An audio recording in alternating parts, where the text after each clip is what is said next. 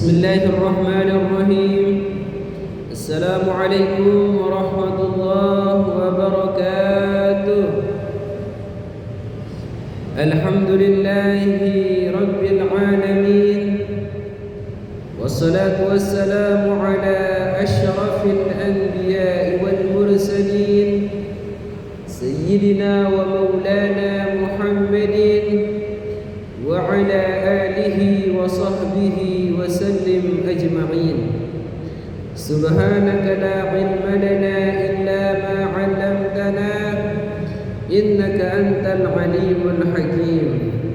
رب اشرح لي صدري ويسر لي أمري واحلل عقدة من لساني يفقه قولي. أما بعد. Sebelum Tiang Pelunggu Sami memulai pengajian pada malam hari ini, mari kita bacakan bacaan suratul Fatihah kepada kedua orang tua Tiang Pelunggu, kepada guru-guru Tiang Pelunggu, kepada orang-orang yang berjasa dalam kehidupan Tiang Pelunggu Sami. Yang masih hidup, semoga Allah panjangkan umurnya, sehatkan badannya, mudahkan segala rezeki beserta urusannya. Yang sudah meninggal dunia, semoga Allah ampunkan dosanya, terima segala amal kebaikannya, dan ditempatkan di sisi Allah di tempat yang terbaik. Ala hadhihi niyyah wa li kulli niyyatin salihah bisiril Fatihah.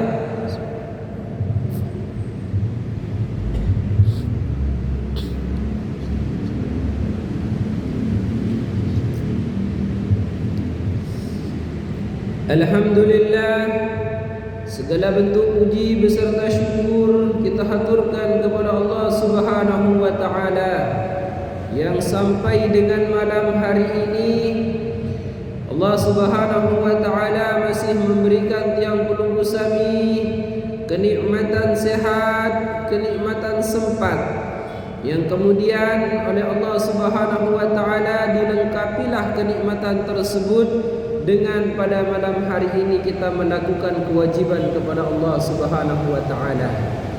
Semoga seluruh amal ibadah Tiang Pelunggu Sami semuanya diterima oleh Allah Subhanahu wa taala. Amin ya rabbal.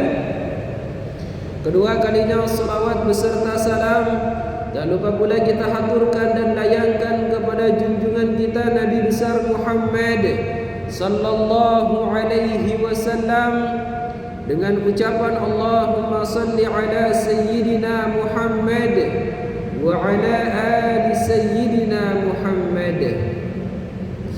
Bapak Ibu jamaah kaum muslimin yang dimuliakan Allah Subhanahu wa taala, pada malam hari ini kita akan kembali melanjutkan pembahasan terkait tentang apa yang menjadi nasihat para ulama di dalam kitab-kitabnya.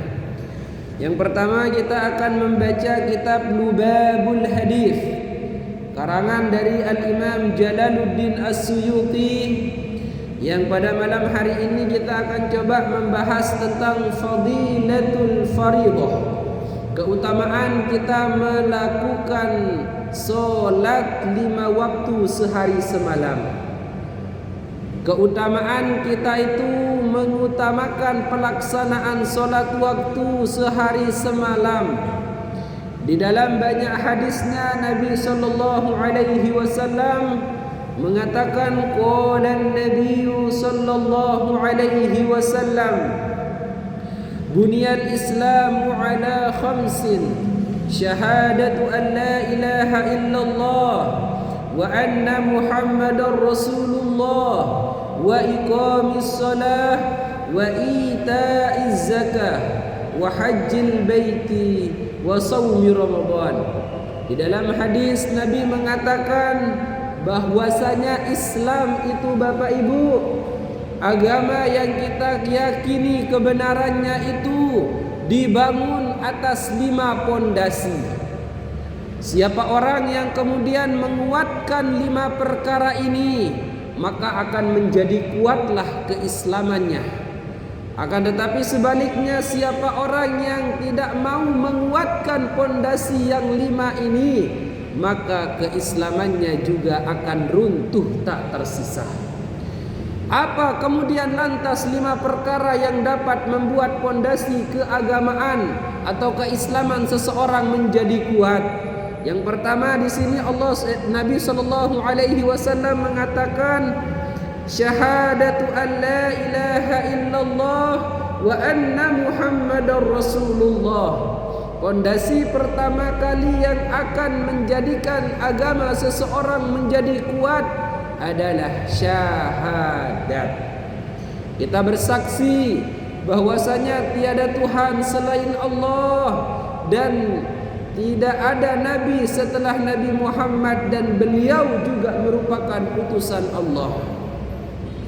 Bapak Ibu jamaah kaum muslimin yang dimuliakan Allah Subhanahu wa taala, kalau mungkin dengan mulut kita semua akan sangat mudah bersaksi bahwasanya tidak ada Tuhan selain Allah dan Nabi Muhammad adalah utusan Allah.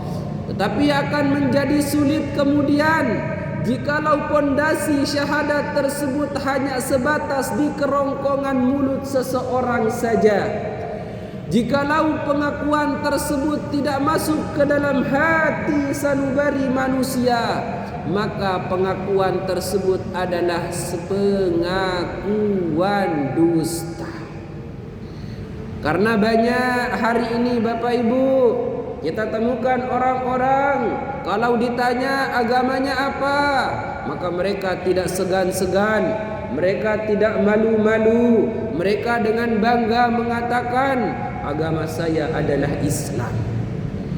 KTP saya itu jelas bertuliskan Islam. Namun kalau kita kemudian melihat apa yang dilakukan orang tersebut terkadang jauh dari ajaran agama Islam. Apa yang dilakukan orang-orang tersebut sangat bertentangan dengan nilai-nilai agama Islam yang dia yakini kebenarannya.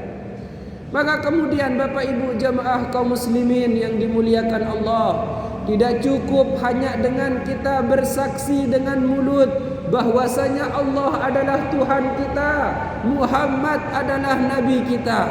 Namun yang akan semakin menguatkan pondasi agama seseorang adalah ketika kemudian pengakuan tersebut dibarengi dengan perbuatan amalan yang selaras dengan apa yang diucapkannya. Kalau sudah orang itu mengatakan Allah adalah Tuhanku, Allah adalah penciptaku, Allah adalah zat yang memberikan kehidupan dan matiku, maka orang tersebut akan menjadikan Allah nomor 1 dalam kehidupannya. Kalau sudah orang tersebut bersaksi Allah adalah zat yang maha besar, maka selain zat Allah adalah kecil. Kalau orang tersebut sudah mengakui Allah sebagai penciptanya, maka seluruh pekerjaannya akan dia abdikan untuk dan hanya untuknya. Maka kemudian Bapak Ibu yang dimuliakan Allah, leka kuning tiang penungguh niki pernyataan syahadat kita kepada Allah dusta bohong kalau kita hanya mengucapkannya dengan bibir, namun perbuatan kita jauh melenceng daripada hati. Maka kemudian jangan sampai kita termasuk orang-orang yang hanya bersaksi Tuhan Allah adalah Tuhan, Muhammad adalah Nabi hanya dengan mulut kita. Namun semakin kita terus mengulangi pengakuan kita setiap hari Bapak Ibu, semakin itu menguatkan pondasi agama kita. Asyhadu an la ilaha illallah wa asyhadu anna Muhammadar Rasulullah. Semakin kita mengulang-ulang dengan kita memikirkan makna kandungan daripada daripada kalimat ini, semakin itu akan mendatangkan kekuatan dalam pondasi agama kita. Namun begitu pula sebaliknya, semakin orang lupa, semakin orang tidak mau mengaku atas pengakuan syahadatnya, maka pada hakikatnya mereka sedang merobohkan pondasi agamanya. Mereka pada hakikatnya sedang menghancurkan kekuatan agamanya. Maka semakin sering seorang hamba bersaksi, mengaku bahwa dia adalah hamba Allah, budaknya Allah, jamak-jamak Bapak Ibu, maka dia akan semakin merasa membutuhkan Allah. Angkat lamun dengan merasa diri den wah butuh malik ojok Allah, dipertanyakan kehambaannya kepada Allah. Karena banyak hari ini melenceng di antara saudara kita. Awalnya mereka adalah Abdullah, namun dalam prosesi pergantian kehidupan ini mereka berkamuflase menjadi hamba dunia. Mereka sebagian menjadi hamba jabatan. Mereka berkamuflase menjadi hamba pekerjaan. Artinya mereka lebih membesarkan pekerjaannya ketimbang panggilan Allah. Mereka lebih membesarkan jabatannya ketimbang panggilan Allah. Mereka lebih membesarkan dunianya ketimbang Allah. Maka kemudian Bapak Ibu, wajarlah ketika muadzin pertama kali mengumandangkan lantunan azannya mengatakan Allahu Akbar, Allahu Akbar, yang artinya Allah adalah zat yang maha besar. Selain Allah, zat itu adalah kecil. Jangankan dunia kita Bapak Ibu, jangankan harta kita, jangankan kedudukan kita, bahkan diri kita di hadapan Allah tidak ada harganya. Maka kemudian Bapak Ibu jemaah kaum muslimin yang dimuliakan Allah Subhanahu wa taala, di dalam kitab ini Al-Imam Jalaluddin As-Suyuti mengajarkan kepada kita, mari terus menguatkan pondasi agama kita dengan terus mengulang-ulang kalimat asyhadu an la ilaha illallah wa asyhadu anna Muhammadar Rasulullah. Sembari kita mengingat, memahami, berpikir, merenungi makna-maknanya dalam kehidupan kita sekalian. Kemudian selanjutnya yang akan menguatkan pondasi keagamaan seseorang setelah dia bersyahadat kepada Allah, bersaksi bahwasanya tiada Tuhan selain Allah dan Nabi Muhammad adalah utusan Allah. Di sini Al-Imam Jalaluddin As-Suyuti mengatakan wa iqamis shalah. Yang kedua yang menjadi sandaran pondasi keagamaan seseorang adalah menunaikan solat. Semakin cepat hamba ini datang ke masjid untuk menunaikan solat, semakin itu menjadi indikator bahwasanya keagamaan orang tersebut akan kuat. Tapi kalau sudah azan berkumandang masih abot gedak ya sembahyang awal waktu, masih ketungkulan isi pegawaian, isi ruan pemetaan, maka itu juga menjadi indikator lemahnya pondasi keagamaan seseorang. Karena Bapak Ibu yang dimuliakan Allah, di dalam hadis yang lain Nabi sallallahu alaihi wasallam mengatakan as-salatu ibaduddin, faman aqamaha faqad aqamaddin wa man tarakaha faqad hadamaddin. Salat itu kata Nabi merupakan tiang-tiang agama. Barang siapa yang mendirikan salat, bersegera mereka dalam menunaikan kewajiban salat, maka mereka itu seakan-akan telah menyempurnakan pondasi agamanya. Dan begitu pula sebaliknya kata Nabi, wa man tarakaha faqad hadamaddin. Dan barang siapa yang meninggalkan salat, berlalai-lalai dalam pengerjaan solat, maka mereka seakan-akan sedang menghancurkan pondasi agamanya. Maka kemudian Bapak Ibu jamaah kaum muslimin yang dimuliakan Allah, di hadapan Allah kita semua sama. Di hadapan Allah kita semua setara. Di hadapan Allah kita adalah hamba yang satu. Tidak ada bedanya seorang bupati gubernur solat dengan seorang petani.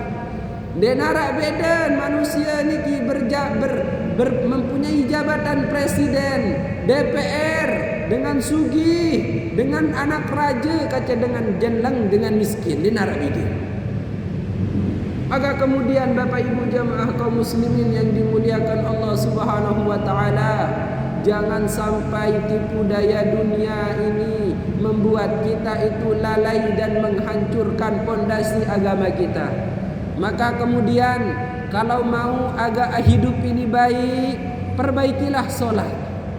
Pernah suatu ketika ada seseorang datang kepada Al-Imam Hasan Al-Basri, kemudian berkeluh kesah, bercerita tentang keruwetan kehidupannya.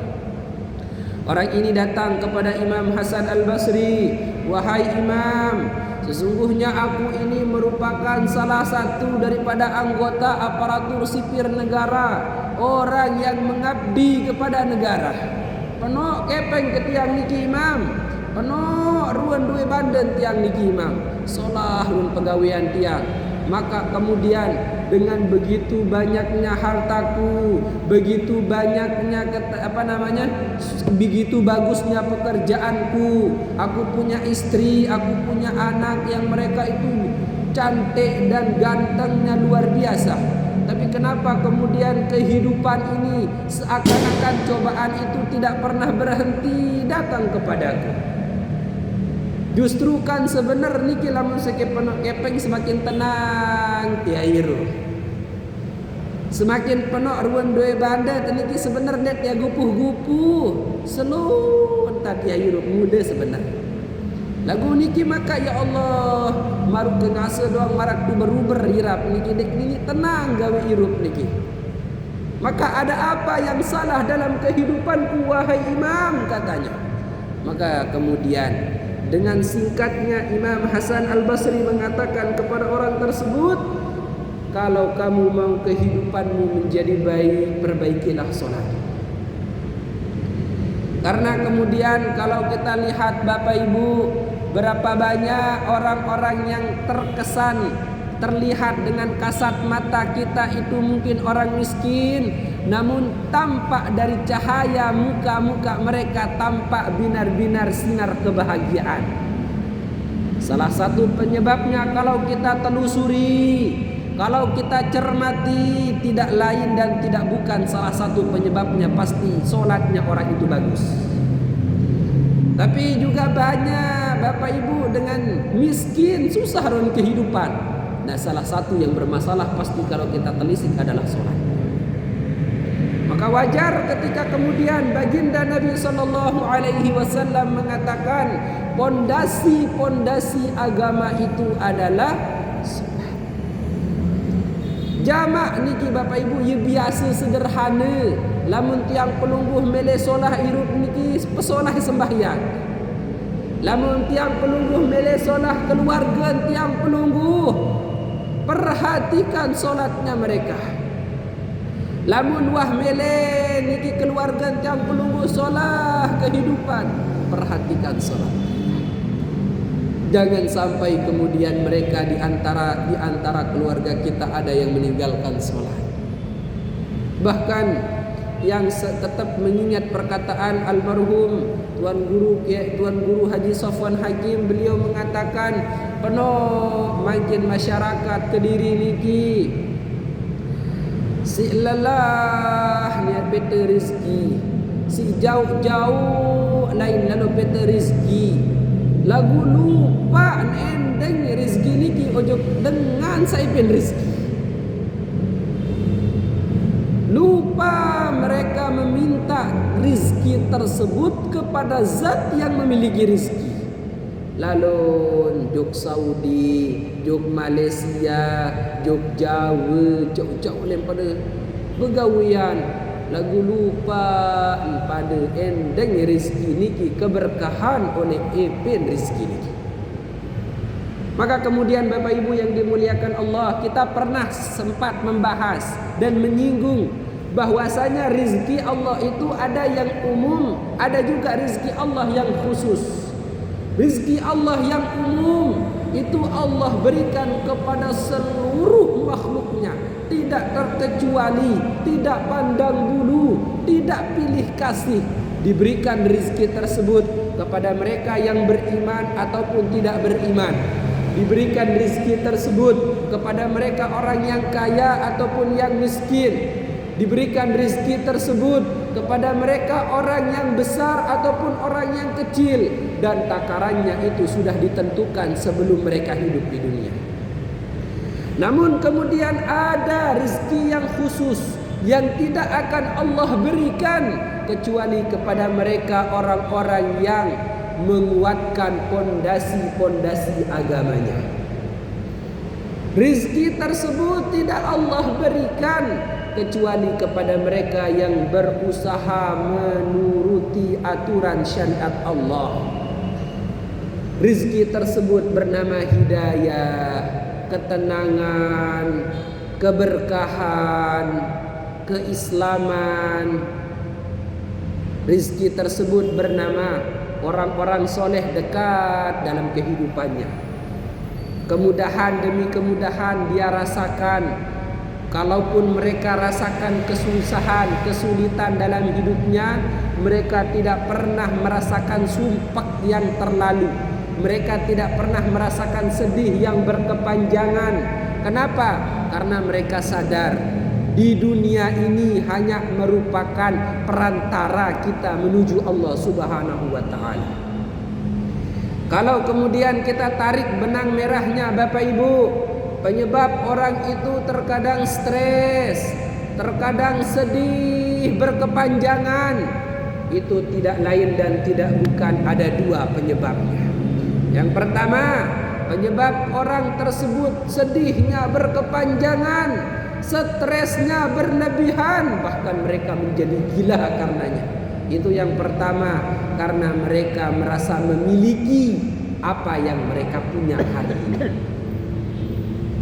Sehingga kemudian apa yang mereka miliki hari ini itu ketika sudah perasaan memiliki itu bersemayam di dalam hati, ketika sesuatu itu diambil oleh Allah, hilang, kebakaran, dicuri, ataupun dibohongi, ditipu dan lain sebagainya, maka akan timbul sebuah kesedihan yang tak.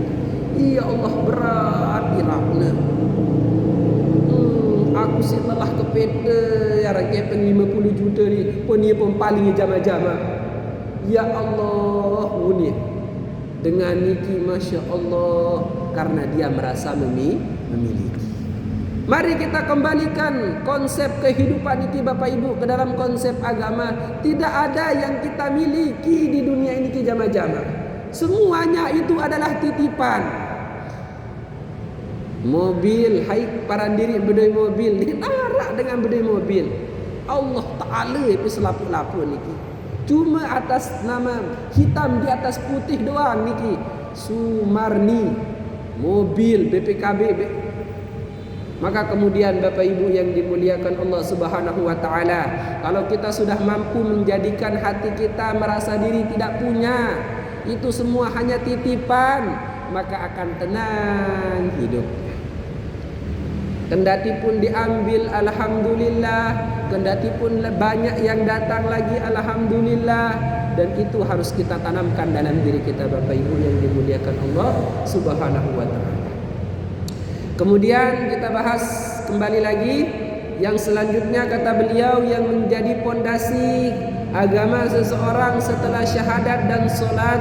Beliau mengatakan wa ita'iz zakah, menunaikan zakat. Zakat itu kalau sudah sampai haul dan nisabnya, haul artinya waktunya sudah sampai 1 tahun. nisabnya ukuran takaran seperti apa yang sudah diatur oleh para ulama dan agama ini sudah sampai ukurannya, maka sila kepada sebulan. Karena Bapak Ibu yang dimuliakan Allah, kalau Allah Ta'ala memberikan kebetulan titipan rizki yang lebih kepada kita, diberikan oleh Allah dengan cara yang baik, kita dapatkan hal tersebut dengan usaha kita yang baik, maka kalau sudah sampai waktu dan jumlahnya, keluarkanlah di jalan Allah dengan cara yang baik juga. Karena sudah barang tentu Bapak Ibu, kalau harta tersebut kita dapatkan usahanya dengan cara yang baik, diberikan oleh Allah kok kelebihan pada sebulan malik di jalan Allah sesuai dengan takarannya, ya tebeng teki candruan apa sak masih lagi keberkahan, ketenangan, kedamaian, kepuasan. Tapi kemudian Bapak Ibu, kalau sudah ada di antara diri kita dititipkan oleh Allah kelebihan rizki harta, pun dia milih berzakat manusia niki. Tidak mau mereka mengeluarkan harta zakatnya, maka kalau mereka tidak mau mengeluarkannya dengan cara yang baik, maka Allah akan mengambilnya dengan cara yang tidak baik. Kalau kemudian ada di antara hamba Allah dititipkan amanah harta, mereka mendapatkannya dengan pontang-panting, lelah, basuh keringat, pulang petang, pagi pergi dan lain sebagainya. Mereka tidak mau kemudian mengeluarkannya dengan alasan macam A dan Z.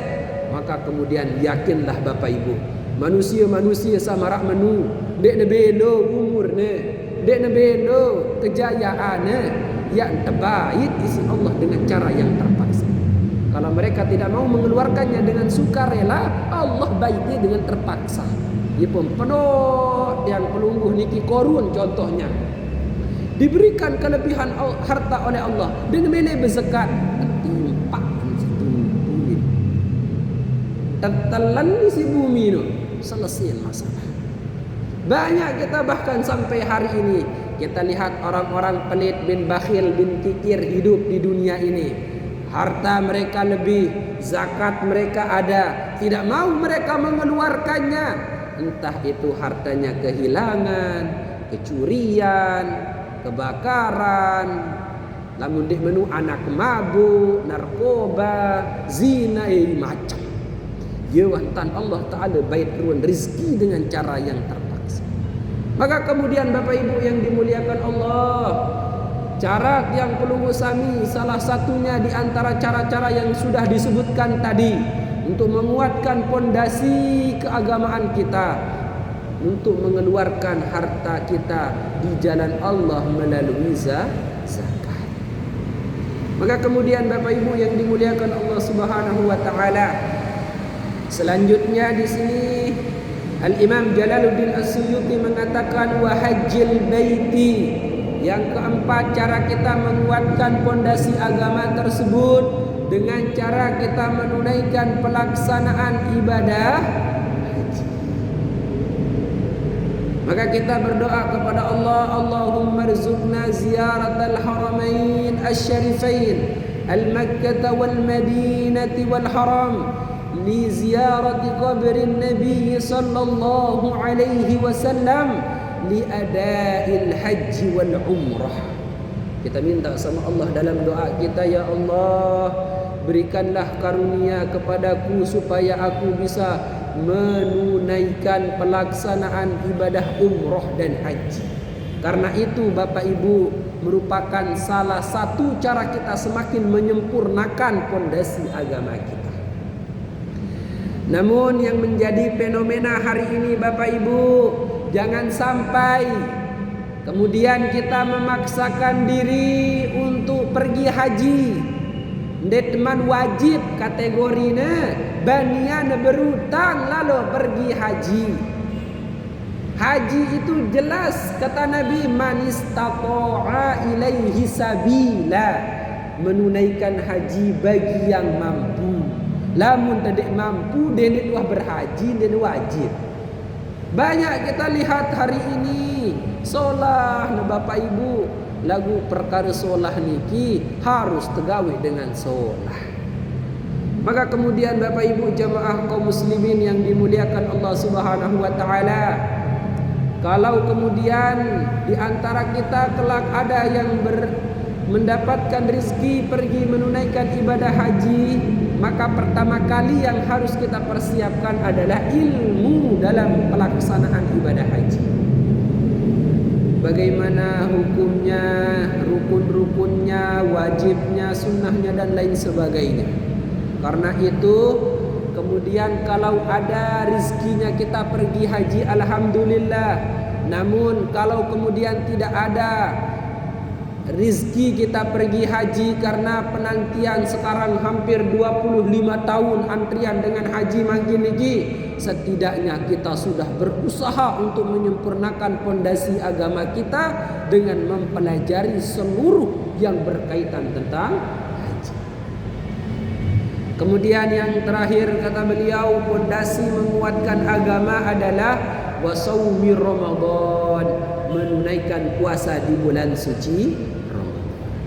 5 perkara ini kita lakukan, insya Allah semakin kuat pondasi agama kita. Selanjutnya di sini Nabi sallallahu alaihi wasallam bersabda, wa qala sallallahu alaihi wasallam, sallu khamsakum wa zakku amwalakum wa sumu syahrakum wa hujju baita rabbikum tadkhulu jannati rabbikum bighairi hisab. Di dalam sebuah hadisnya Nabi mengatakan,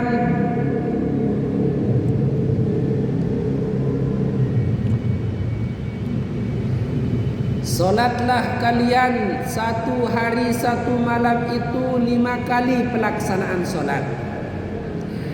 Berzakatlah kalian menurut kadar kewajiban kalian. Berpuasalah kalian di dalam bulan suci Ramadan. Dan pergilah kalian menunaikan haji jikalau kamu mampu menunaikannya. Kalau itu kalian lakukan, kata Nabi, tadkhulu jannati rabbikum bighairi hisab. Masuklah kalian ke dalam surgaku tanpa aku akan menghisap kalian. Ndek terhisap ruan amal perbuatan kesak lain Bapak Ibu. Wah berdosa, wah tergawe salah, wah tergawe khilaf. Ndek tiak terketuan-tuan. Lamun perkara-perkara sabaru niki tatu tak maksimalan tak tergawe. Lamun wah datang dengan azan, gupuh duk masjid musola gawe sembahyang. Lamun wah wayan dengan berzakat, gupuh baik ia siapan kepeng duwe banda harta dia tersekat. Lamun wah wayan datang bulan suci Ramadan, maka dia mempersiapkan dirinya untuk menunaikan puasa tersebut sebulan penuh. Kalau sudah ada kelebihan rezeki, maka ndekna antih-antih Malik menyetor leman ke ruan penyetoran dengan lalu haji. Maka kalau itu sudah kita bisa ikhtiarkan dalam kehidupan ini, Nabi akan menjamin kita, Allah akan memasukkan kita ke dalam surganya tanpa hisab. Sampun isi niki? Sampun isi? Sampun isi niki? Enggak. Sampun isi niki apa? Dia mana? Lagi dalam kangone dalam. Selanjutnya di sini Nabi sallallahu alaihi wasallam mengatakan, al-mar'atu idza sallat khamsaha wa zakkat malaha wa shamat syahraha wa hajjat baita rabbiha wa ata'at ba'laha wa ahsanat farjaha tadkhulu jannata rabbiha bi ayyi babin sya'at. Niki khusus untuk perempuan. Disabdakan kelebihannya dengan ini niki si Nabi. Nabi bahasa Nabi, sai dengan nine sak sembahyang 5 kali sejelo. Ia berzakat lamun arak kelebihan harta benden. Puasa sebulan penuh oleh bulan puasa Ramadan. Dendek wah sembahyang sak lain. Dendek wah bersedekah. Dendek wah puasa sunnah. Wa hajjat baita rabbiha, negawe ruan pergi haji jikalau dia mampu, dendek wah gawe umrah. Wa ata'at ba'laha, nepati ruan dengan tawakna lamun dek mana merari, nepati ruan semamana lamun wah merari. Wa ahsanat farjaha, netau dengan nina niki jaga ruan kemaluana, ndekna umbar-umbar auratna, ndekna berzina, ndekna rawasan kekurangan keluargana, ndekna rawasan kekurangan semamakna. Dia jaga harkat martabat keluarganya dan kemaluannya. Maka siapa orang perempuan mampu seperti itu dalam hidupnya, Nabi mengatakan silahkanlah kalian masuk ke dalam surganya Allah dari pintu mana saja yang kalian mau. Maka kemudian Bapak Ibu yang dimuliakan Allah, kadang-kadang dengan ina niki tekican isi Allah murah entan tamu surga, lagu si demen bek pesusah-susah diri.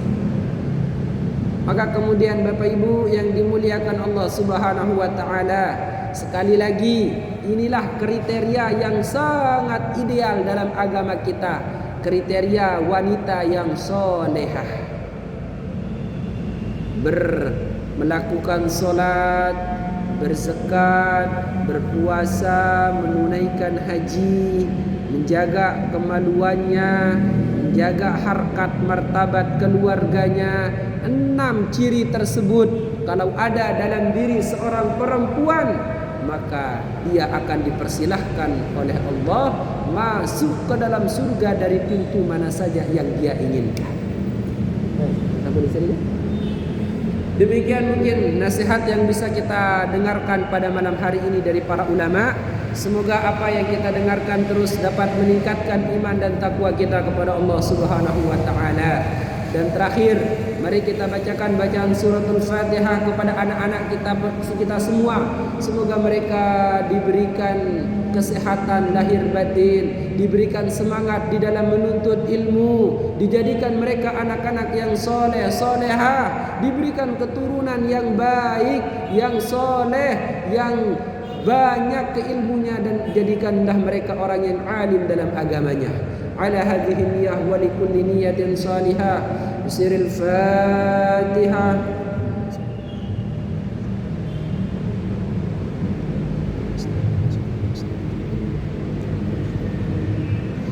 Demikian dan terima kasih, kurang lebihnya tiang mohon maaf. Wabillahi taufiq wal hidayah.